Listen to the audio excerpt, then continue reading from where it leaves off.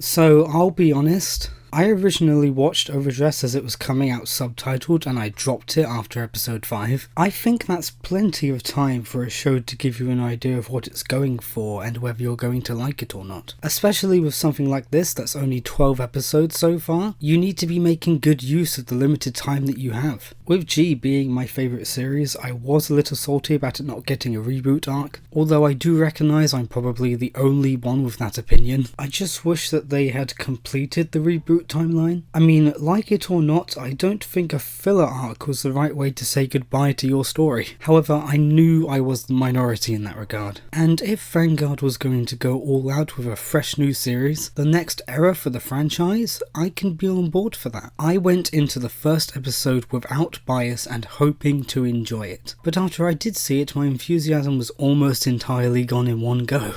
I touched on this a little when I discussed G's first episode, and of course I'll go into it more detail here, but it just did not give me a great first impression. However, this is Vanguard, and I like Vanguard. I didn't really like If or Shinamon that much either, and I still watched those all the way through, so yes, I made sure to give it more than a fair chance, but by episode 5 I was done. The characters didn't seem that much more interesting than when I first met them, and they weren't clicking for me at all. And although episode 6 was apparently really good, I was already drained by that point. The writing already had enough time to establish itself and impress me, and it just wasn't doing that. People will often say, well, if you don't like something, then why do you watch it? And while I usually think that's not a good excuse to ignore criticism, and that there is value in both positive and negative voices for any piece of media, I just thought, okay then, I'm not enjoying it, so I won't watch it. I'll simply let other people enjoy what they enjoy and not worry about it. And that's partly what inspired me to make my Chrono content. Taking a look back on why I loved the franchise previously and still validating my investment in it. And I did enjoy doing those. I know part 2 might be a bit long, but it really made me appreciate the writing more than I ever thought I would. But anyway, I still played the real game, as I always will, but I didn't really pay any attention to the show anymore. I love this franchise, but I didn't enjoy 5 episodes in a row.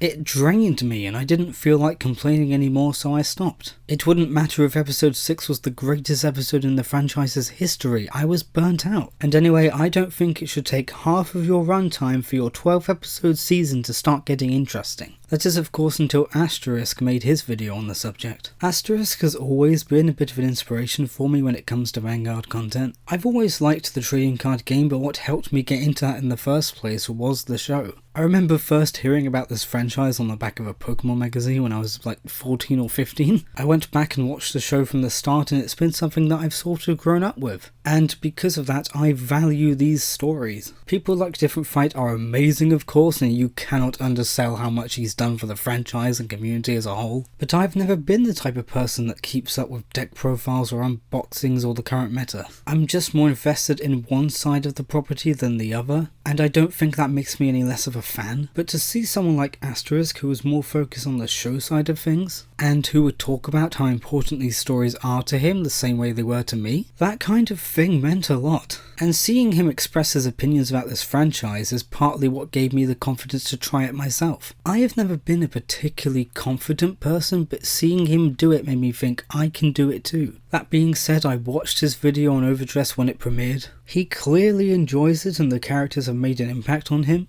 And after hearing his thoughts and seeing how the show affected him, it made me want to give it another try. Part of why I made my Chrono things is because I think there's a lot of aspects about his character that people don't appreciate enough. I was hoping that somebody could watch them and go, you know what, yes, I think I will give G another chance. Not forcing people to change their minds, but maybe noticing something that they didn't before. Because I still see vivid Chrono hate to this day, and I genuinely believe he's one of the best written characters in this franchise. And I wanted to get that across to some extent. So when I saw Asterisk absolutely gushing about this show that I got tired of, I wanted to give it another chance to see if I could notice or appreciate something that I previously did not. Granted, the show isn't finished, it's still getting more episodes, but I think I can form an opinion on what we have now. So even though I skipped it for months previously, I have now seen all 12 current episodes Japanese subtitled. And so what do I think now? Well, I will be honest, I still don't like it.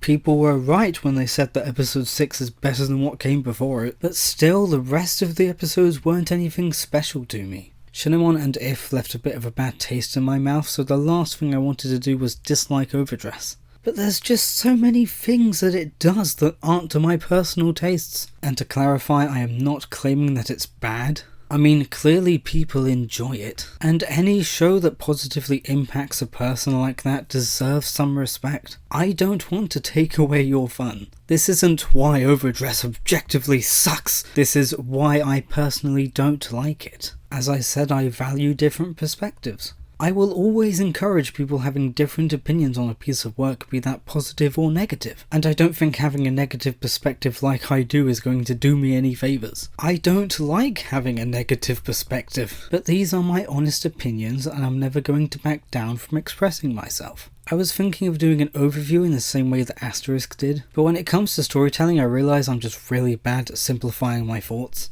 The show is 12 episodes long, and when I talked about 12 episodes of G, it was an hour long and I was just focusing on one character. I've learned that nobody wants to listen to me talk for an hour, so I'm going to go by these episodes more or less one by one. I say more or less because I don't know how much I'm going to talk about each one, so I may combine them, I don't know. It depends on how much they actually give me to talk about, and I will be honest with you, the overall tone of these is going to be negative. Like I said, I just did not enjoy the show and I'm going to be explaining why I did not enjoy it. But it isn't going to all be complaining, credit where credit is due. These are my honest opinions, so if I ended up liking something, I will mention it. So if you would prefer not to watch me moan for a while, go watch Asterisk instead. Or practically anybody else that has a positive opinion. But I would appreciate it if you did watch this, because it's not going to be mindless hate. I am going to structure my complaints and provide reasons as to why I do not like something. There's no point to criticism unless it's constructive. And while I can't promise that I won't get heated sometimes,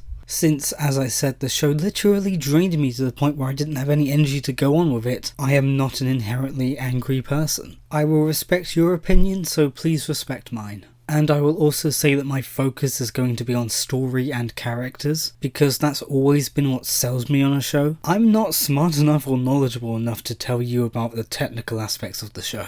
And I have zero complaints about the Overdress animation or music, because they're both amazing. So, quick summary of the episode. We immediately begin with Yu-Yu's home life. It sets up how he's not very good at standing up for himself, which is more directly shown when his sisters force him to cross-dress. He eventually has enough of this and runs away, lamenting the fact that he can't say no. The opening plays, then we get a scene of this guy trying to drag Yu-Yu to some karaoke. Megami steps in to save him and they run away. They chat for a bit before the guy comes back. Luckily, Tamari comes to save them. They talk a bit more and Megami tells Yusei about the amusement park. Meanwhile, Tamari gets a call from Yusaku's family asking for his whereabouts. The guy then shows up again, and despite Megami displaying that she is perfectly capable of handling him before, everything seems lost until Danji and Sakusa show up. They scare the guy off, interact for a bit, and then leave. Though not before dropping their team name of Blackout. Megami takes Yuga to the park and Vanguard gets introduced. The fight between Toya and Danji gets set up, they fight, the budget explodes and Toya loses. Everyone gathers around Danji, Tamara reveals that Yu-Yu is actually a boy and Danji agrees to let him come again. So first let's talk about Yu-Yu. And don't worry, I'm not going to make any more jokes about him sounding like a Yu-Gi-Oh protagonist. Should have been called Van though. But he is, supposedly, the main protagonist. He is the one whose perspective introduces us to the show. If the protagonist is the character you're going to be spending the most time with, it stands to reason that you should make them interesting to watch. They don't necessarily have to be a good or bad person, but an interesting character. Someone to really push you through the story and add to your experience of it. I mean, if you're going on a long car ride, you want to have an entertaining driver. I'm always going to say this, but characters are a big part of my investment in a story. After all, they are the ones interacting with the world and participating in the plot. So if they aren't compelling to me, that's a big blow to my enjoyment. And that goes even more so for the main protagonist. I'm going to be looking at Yu-Yu's characterization mostly through the same criteria I used for Chrono in his first episode. In order to convince me that they are a character I should continue to watch, during a main character's introduction I generally like to see who they are on the surface, hinting at a bit more depth to them than what we first see, give us an idea of where the overall story is going to take them, and in the case of card games / merchandise kind of shows specifically, show us their connection to the game and what it means to them. I previously went over how this was done really well in G. Chrono is introduced as a delinquent type essentially. He blocks people's cars, doesn't talk much, and generally just scares people. But throughout the episode we are shown that there is more to him than that. He only stops the cars in order to save a cat, and he helps defend a boy from actual bullies. Instead of just being a jerk, we learn that he's misunderstood. We don't know anything yet about his parents or Ryuzu, as those will be explored later, but just providing small bits of characterization like this lets you know that you're not dealing with completely basic characters. They aren't going to be super interesting right from the start, but at least you know that there is something there they can build from. And this is expanded upon further when he plays Vanguard, as it brings out a passion within him. It gets him excited in a way that he never had before. It shows us another layer to his personality, but also establishes his connection to the game. We know why he plays it and what it means to him. He mentions at the end how this is going to open more opportunities for him, and this gives us a bit of an idea of where the series is going to take him. I'm not saying this definitely makes him a really interesting character right from the start, but it still gives you things about him that you can latch onto and would want to see how they develop. I want to see how Chrono's isolation and social problems will be explored. I want to see how Vanguard will potentially help him grow out of that, and how that will affect his relationship with his classmates. And just in case the character doesn't do it for you, there's also plot things set up. Where did the deck come from? Why is Chrono the only one that has it? What is that strange voice that he heard? It does what a first episode is supposed to do. It makes promises to the audience that they know will be paid off later if they continue to watch. And it's not just Vanguard that can do this. To pull out a random example, Naruto has an amazing first episode. It gets you invested in both the character and the interesting world that he lives in. It shows us his isolated background,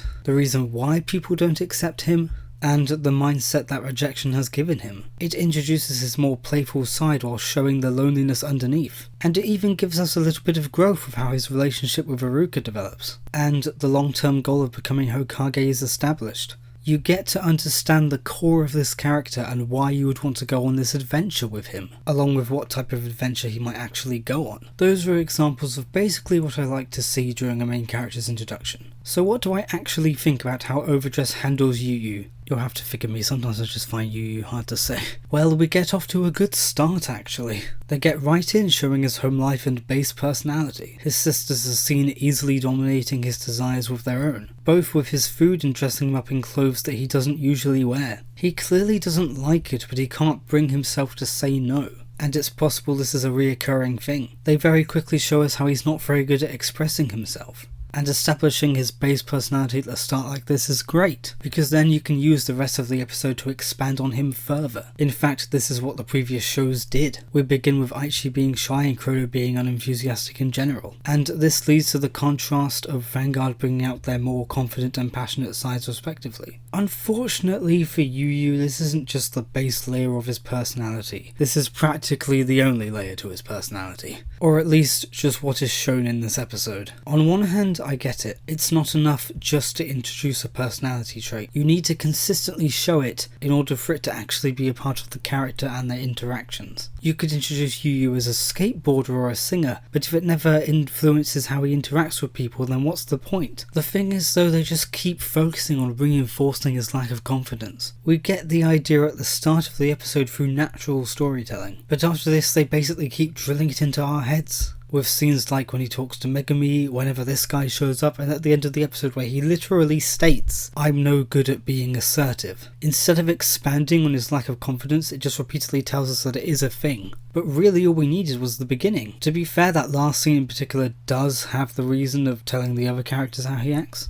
but that doesn't make it less repetitive. And to the fact that he literally just tells the cast his personality, that just bothers me a little bit. Imagine if in G, instead of all those moments with him interacting with people, with both the characters and us being able to gradually understand him better over time, Chrono just walked up to everyone and blatantly stated, "Hey, I'm not trying to be rude, I'm just lonely and depressed."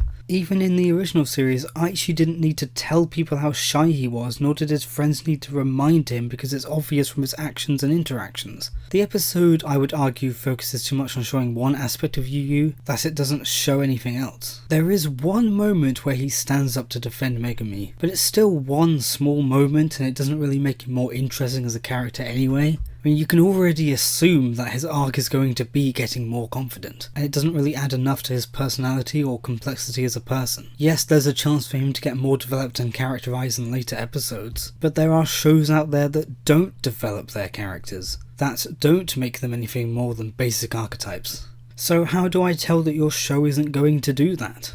That's why I like character introductions, to at least hint at something more going on, so I know that there is potential there. Sure, like I said, it's easy to tell that his arc is going to be about learning to express himself better, but even if that happens, he's not going to really be an interesting character if that's all there is to him. You set up characteristic A and then resolved characteristic A, you didn't give him anything else. Aichi and Chrono may have had similar arcs on the surface, but they had distinguishing factors. They both have social problems that they help get over due to Vanguard, but Aichi's problems come from a lack of confidence, and Chrono's come from a lack of value in himself, and general disinterest in life due to his isolated childhood. Yu Yu, though, just seems to be bad at expressing himself because he is. I mentioned this in Chrono Part 2, but I have social anxiety myself, and I understand there doesn't necessarily have to be a reason for it. But from a perspective of storytelling, adding a reason for it or giving it some kind of depth gives me something to think about as a viewer. At this point, there's nothing to distinguish Yu Yu from the other two. He's less interesting than Chrono and practically just a discount Aichi. And I know people will say to judge the show on its own, and that can be a fair point to make, but isn't that the point of making a new show? So that it is indeed new and different from what came before? The next era of this franchise shouldn't just be what happened previously, but less or the same. Repeating themes is fine, but the specific details aren't anything unique. I mean, people didn't like the reboot, did they? I thought they made some interesting changes to make it unique on its own, but a lot of people didn't like it just because it was similar to what came before. And to be honest, there was something they could have expanded on to make Yu Yu's experience unique, but they failed at it. I really don't like the way cross-dressing is handled in Overdress. Not only do I see it as bad representation, but I think it actively harms Yu Yu's character where it could have helped him if done correctly. I want to clarify, I have no problems with cross-dressing itself. I will always support people expressing themselves in whatever way they want, need, or feel is right for them. I will forever be encouraging of people being themselves. And when I heard that a main part of the protagonist's character was going to be cross-dressing, I was excited. I'm always up for good representation, and although Japan has always been a bit iffy on this kind of thing, I was hoping Vanguard would do it right. So of course they messed it up. And little disclaimer, I have never actively engaged in this culture myself. It's not something that I do, and to my knowledge at least, I don't have any close friends that do it themselves. So if my knowledge or perspective is incorrect, I apologise. Please tell me if that's the case, but I mean no offence and I do respect these people. My main problem with Yu Yu's cross-dressing is that it's not actually a part of his character. I remember before the episode came out and looking at promotional images, it shows Yu Yu in his more feminine appearance. And especially with the theme of an amusement park where everyone goes to be themselves, you'd think this is something he wants to do. But no, the narrative function of Yu Yu's cross-dressing is that it's actually something he doesn't want to do at all. His family forces it upon him. It's very clear he doesn't like it to the point where he literally runs away from how upset he gets. The point is to further emphasize how he can't say no to people. But there's nothing about that which is specific to him wearing female clothes. They could have forced him into any other attire that he didn't like and the effect would have been the exact same. Again, I don't claim to be an expert on this, so please correct me if I'm wrong. But from what I understand, cross-dressing is a form of self-expression. People purposely choose these clothes in order to better represent themselves, and they put a lot of work into their theming and presentation. This is not what's happening with Yu Yu. In fact, being in these clothes is what actively prevents him from being himself. And it's supposed to be part of his character arc to get to the point where he can say no to his sisters forcing them upon him. Or at least that's what I think it is. The episode doesn't clearly show us what Yu Yu's perspective is or what future direction he may take, so it's hard to tell if his arc really is going to be about overcoming it or turning round to like it. His attitude throughout the entire episode suggests the former, that he doesn't like it. but some character lines, the marketing, and a future episode suggest otherwise. And I know many people need time to come out with this sort of thing, and that some people may not even realise they like it until they are given a good amount of time. But that still doesn't change the fact that his sisters forced him to do this. Even if you think he has this side to him, you can't force it out like that. And if the show is going to go to the side of acceptance, I think it's the responsibility of the writers to hint at that. But everything Yu Yu does suggests that he rejects a more feminine persona, so I am going with what the show has chosen to show me. And what really annoys me about this is the marketing. Vanguard Overdress uses cosplay Yu Yu, something that the character himself actively dislikes, in order to promote their show. I mean, they put him on sleeves and in an openly attractive pose, no less. That's like if you have a gay male character and you have an art book of them fawning over females. You can't do that. It's not only possibly offensive representation, but it betrays the character themselves. This makes the whole thing feel like a gimmick. It's not a character trait, it's a marketing ploy. I heard once that they asked a real crossdresser for input, but it certainly doesn't feel like it. Maybe it got lost in execution, or the nature of cross-dressing in Japan is just different from what I've been exposed to.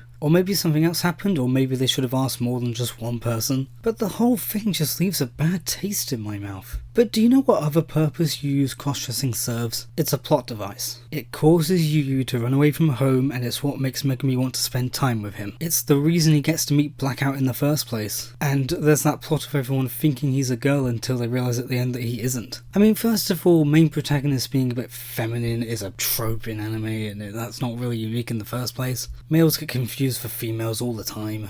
And the first time watching this, you don't assume much of it because you think cross-dressing is going to be a reoccurring thing. But so far it's only shown up in one other episode as a quick joke and never really gets explored properly. And just because it's happened in previous media doesn't make it okay. In fact, I would argue that it's worse here because it was advertised as a main point of the main character. Nothing unique to the lifestyle of cross-dressing is actually developed, so it's purely an excuse for the plot to happen and to sell female Yu Yu merchandise, therefore actively encouraging the fans to promote the side of the character that they want to reject. And honestly, I think it's kind of disrespectful. Maybe they will bring it up again correctly in the future, but that would just feel like correcting their mistakes. As it is, it feels like they could have written anything else in its place and we would have still got to the same destination story-wise that we are today. I mean, it wouldn't have been that hard to write enough a reason for Megumi to spend time with Yu Yu and for Yu Yu to meet Blackout. Nothing about cross-dressing affects Yu Yu as a person. No matter which way they decide to go with this, they failed to set it up, so they've already kind of messed it up. You could have removed the cross-dressing and it wouldn't have changed a thing, and I find that offensive. Heated rant over.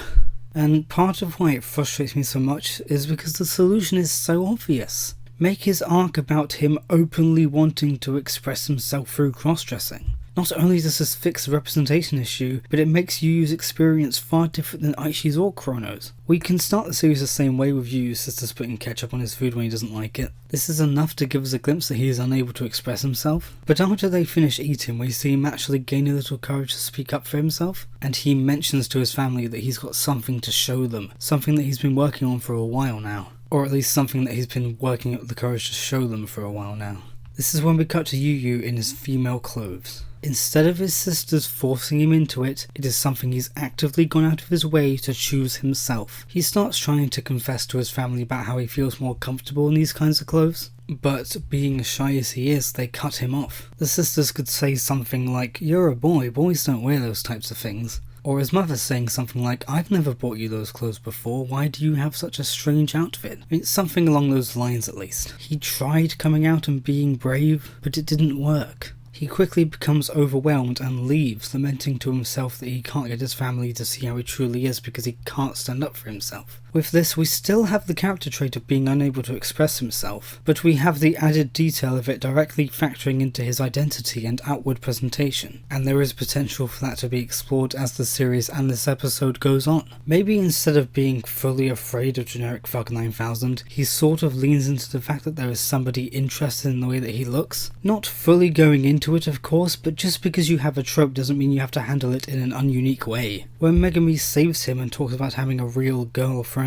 maybe Yu can mention how he also has never had a real female friend. And this could lead to him taking an interest in and asking Megumi about her choice of clothing. Maybe asking for fashion advice. Though of course, with Megami as she is, she probably mentions that she's more of a tomboy and this isn't the clothes that she prefers. But maybe this could get her to mention Blackout as where she can be herself and this gets Yu interested as well. I mean, that's supposed to be the whole point of Blackout, isn't it? Everyone has another side to themselves and this is where the characters feel comfortable letting it out. This might also be a unique aspect for a Vanguard protagonist. He isn't interested in the game straight away and just wants to hang out with Blackout because they accept him. He could go the whole episode without admitting he's actually a boy in girl's clothes and not a girl because he's just used to getting rejected. Or maybe he can be a girl, it depends on what the writers want to do. Cross-dressing doesn't have to be representative of gender dysphoria, but it can be. But the point is that he is not used to people accepting how he is in these clothes. And when he comes out at the end, Danji says something like, "We aren't going to judge you for that.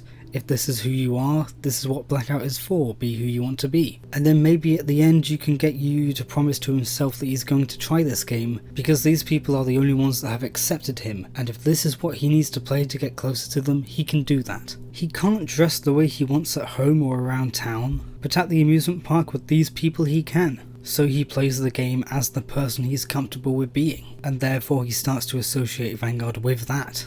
And that is why it becomes important to him, that's his connection to it. With Aichi, Vanguard gave him confidence. With Chrono, Vanguard gave him purpose. With Yu, Vanguard gave him freedom and the ability to choose for himself who he wants to be, along with the opportunity for people to see him how he sees himself. I mean, that may be what they were actually going for to some extent, but it just didn't get enough attention if so. And if they actually did go into the cross-dressing aspect, that would have worked for his deck as well. The game mechanic that is exclusive to him, Overdress, layering a new version of yourself over the old one, it just seems so obvious that it bothers me that they dropped the ball so hard. Yes, you need more episodes for that to be fully explored, but if you set that up in his first appearance, I think it at least gives the character something interesting to follow. As it stands in the actual show, all I know about Yu is that he's shy. His connection with the game isn't even properly established.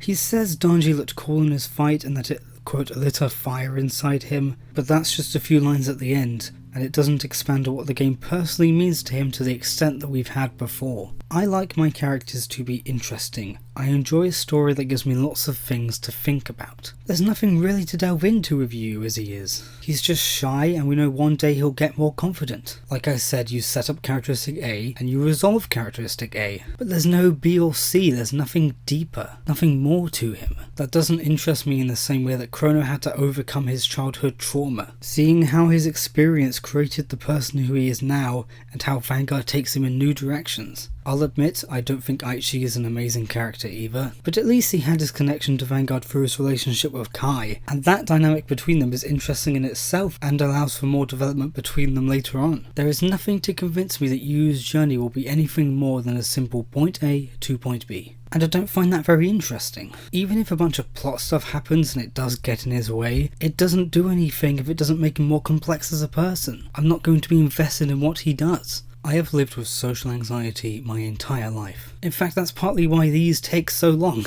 Every time I go to read my script, I get nervous. And often a single line takes multiple tries. So yes, I do relate to Yu. But relatability on its own isn't enough to make me invested in a character. Besides, I also relate to Aichi's shyness and Chrono's self-doubt, but those two have more to them aside from just that. If you were to present these three protagonists and ask which one I think would take me on an interesting journey, it wouldn't be Yu. His introduction episode, which is supposed to show me who the character is and why I should be invested in him, just doesn't give me enough to get invested in. Okay, rant actually over now. I think I'll end it here for now. I was originally going to talk about the entire episode, but I ended up having so much to say just about Yu himself, and as I've learned it's better to make a bunch of shorter videos than one long one, so I'm going to split this into parts and talk about things like other characters later. Again, these are not meant to change your mind necessarily. If you still adore Overdress, that's really good, and if you want to debate my points, go ahead and do that. But as someone who was hopeful for this show and wanted to enjoy it but was disappointed by it, I wanted to explore why. And maybe there are people out there who agree with me. I care about this franchise and I wouldn't make this if I didn't. But regardless, if you came this far, thank you. No matter what you thought of what I said, I appreciate it.